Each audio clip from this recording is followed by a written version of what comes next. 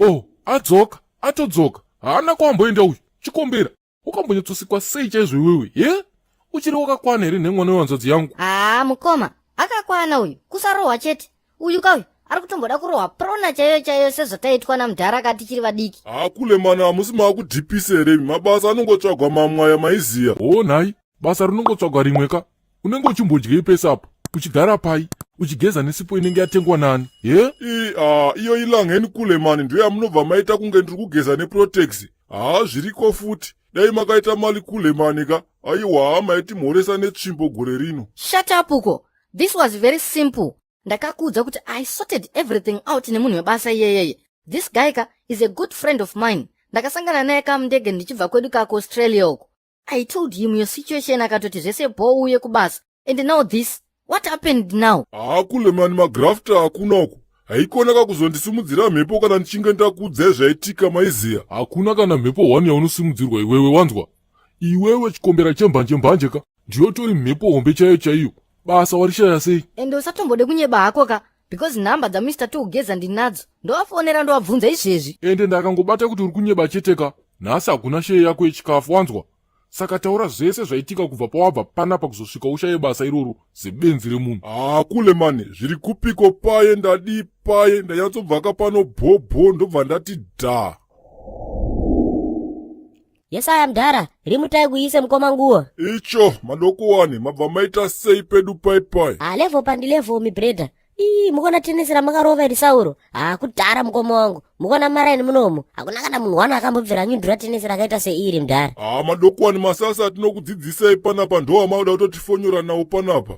Maya Sauro, angu machansi manyama kaya kana mazoraga asi ikigatsa-gatsa. Enyu mudhara akabuda musilabhasi kudhara. Munofana tombodzoka kuno kumutipa mari tokudzidzisai machanda ari kupisa. Yesaya, zviriko madoko wani, saka uri kuita sei pedu pai. Chikoke Sauro, handirana plani nekutongona hangu mabhebha ari kudarika nerodhi ndichiyemura. Ko panapa kamudhara pa hotspot. Unoona type yese yevazukuru. Ndoda ukaswera panapa unoswera unatsona type yese. Ndotomboswera ndiri panapa nhasi ndinyatsoona. Ndofana kudoka zuva ndakuziya type chaicha yemabhebha ndoda. Yesaya, uriko zvekutodaro kayuti mani. Chinzwa unzwe kamufana wangu. Tichazotamba edu pai ka but tichati nonokeka. Nekuti pane ka interview kandira kuti dhaka nekuti panenge paita graft up.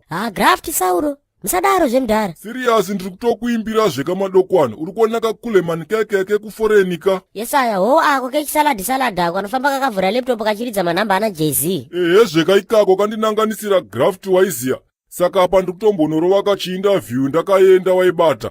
Hanzi kandogona kutongopuhwa kakambani house kanechiauteza waiziya but hanzi graft racho bho zvekuti. Manje tinenge tirimo kamugwanzirwa muti chiskidha waiziya. Alright, saka mira ndikuperekedzei Sauro, ndatopedzawo mishando rangu panapa. Ndakutoziya type yemabhebha ndoda mabhebha namakisi jondoro.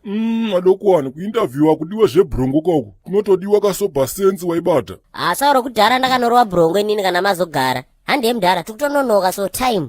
Madoko wani, okay, ngatiti dhaka. Ko kumeso wangu atogezere madoko wani. Kumeso hakugezwe chinotsvaga gauro Sauro. Unogeza rakire mari maiziya. Kana mabhebha akanaka nemakisi jondoro andaona murodhi munomuka. Denda ndakarova vhitomu ndaigona usatomaona. Handiye mudhara tononoka kuinterview.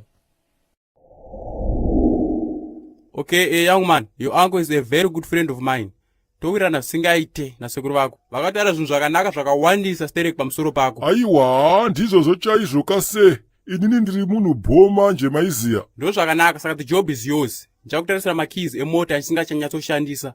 Opota uchienda hako nayo kumba. Handuri drive? Yes sir, I can drive zvekudaroka. Kumaraini kuvanotondishedza kuti startup nenhau dzekutorova kawaimonerera ka. No yeah, that's okay. Basa ndirori CK. Iwo chako kutarisa chete pakompyuta kuti uone kuti hapana vanhu vari kupinda zvisiri authorized. Kana vanobuda zvisiri authorized, handitoona kuti pana panogara vanasikana. Saka safety yavo inokosha. Vazukuru Sauro. Ari kuti iko ngomana vasiri kunzwisisika. Young man, uri munhi nokuti wewe uri mwana mudiki asi fesi yako ndeyechikuru. Uyo musamumaindiwo yose. Saka mati basa nderekutaurisa pakompyuta ndichichengetedza vanasikana vanenge vari panapa handitika. Exactly, ndizvozvo chaizvo izvo. I hope kuzinzwisisa kuti vana vari panapa ma-under age.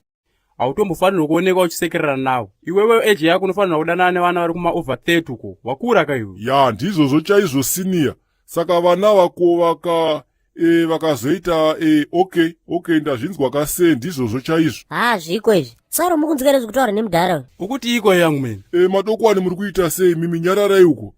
musamutedzerese. no toko yangu mwene watiko iwewe. Sauro uri wangu uchidhakewo from day one, ende izvozvo unozviziva mukoma wangu, but pamwe pacho banga rinongoda kuimbwa waiziya. Iwe kushanda pano wazukuruka, kare kako mukoma wangu. Ayo mfana wakakwana here wewe ye? Ndambokuvhunza kuti auna kuti wane brongo here ukaramba iwewe. Apa wakuvhurika manje. Sauro, mukudhibhero kuti kurugara ukamutode kana kuonekwa, makadana ndakakona kamai vainzi maisakina kaive kaanda age. Iwe, mwana anga aibva uya, indava kana uchivhurika iwewe ye? Mudhara mwana anga aibva kupi uya, mwana anga ari under age uya mudhara. Musa makabatwa makamuvharira ive ne 15 years 11 months. 2 weeks 6 days 9 hours 10 minutes 27 seconds. Ndokamunoti kuibva here koko makuru wani. Nai mwari ko zvanganda kutoisa vana vari pahomu panapa panyanga dzamushori. Chiko naiwewe. Mudhara zviri kutaurwa namadokwani ibanga ka. Regedzai ndikulaine ibanga inini ka weakness yangu pairi. Uri kuona mudhara pane vazukuru ka zvakangofanana nekunzi shanda mupitsa kai wabva kumba usina kudya waiziya. Shut up, hapana basa rako wanzwa ka. Get out of my office now. Okay mudhara, iyo haisi hora mudhara, iro basa ndinosiya zvangu. Asi chandiri kukumbira wakakuda kunoona hangu panogara vazukuru vacho ka. Pamwe ndingatoonawo hwana ari nani. Handiti kutotsvaga basa kutsvaga mari here kunobhilivhisa vazukuru vacho mudhara ndakaenda waiziya. I said get out. Security. Ndwaezva. Ndeya Sauro. Wazvinzwirowo wega ka thanks. Ndozviri mwana wehanzvadzi yako uyu. Muchinyanya mukoma, ndimi munenge muchimuregerera. Bridgimaya mwanangu, imbouya kane tsvimbo yangu kunokuka. Ndoda kumbogadzira nyika mbichana. Moroi wanhumi makasimba chere. Ndauye.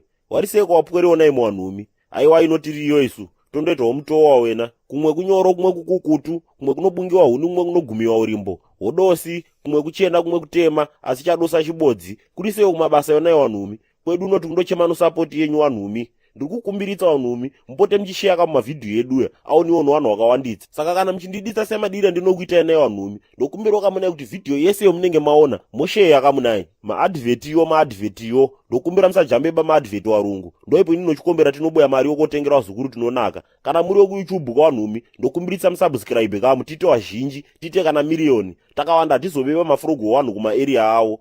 Ndizvozvo mabuja, ndokuditsai, ende hatichatuke vanhu baini mazuva ano. Hapana munhu endichambotuka baini.